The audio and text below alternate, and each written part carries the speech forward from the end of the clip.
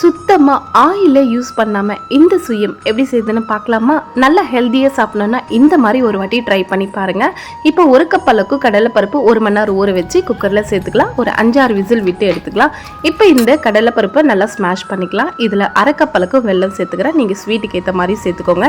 கொஞ்சமாக ஏலக்காய் பொடியும் சேர்த்து நல்லா கலந்து விட்டுக்கலாம். இது நல்லா ஆறட்டும். இப்போ மாவு ரெடி பண்ணிக்கலாம். நான் ஒரு கப் அளவுக்கு மைதா மாவு சேர்த்துக்கிறேன். நீங்கள் இந்த பிளேஸில் வந்து கோதுமை மாவு கூட சேர்த்துக்கலாம். அரை கப் அளவுக்கு இட்லி மாவும் இல்லை தோசை மாவும் சேர்த்துக்கலாம். கொஞ்சமா உப்பு, கொஞ்சமா பேக்கிங் சோடா சேர்த்துக்கலாம். தண்ணி ஊற்றி தோசை மாவு பதத்துக்கு நல்லா மிக்ஸ் பண்ணி விட்டுக்கலாம். இப்போ ஸ்டஃபிங்க்கு இந்த மாதிரி சின்ன சின்ன உருண்டையா பிடிச்சி வச்சுக்கலாம். இப்போ பனியார சட்டியில் கொஞ்சமா நெய் ஊற்றிட்டு இந்த ஸ்டஃபிங்கில் இந்த மாவில் டிப் பண்ணிட்டு இந்த பனியார சட்டியில் ஊற்றிக்கலாம்.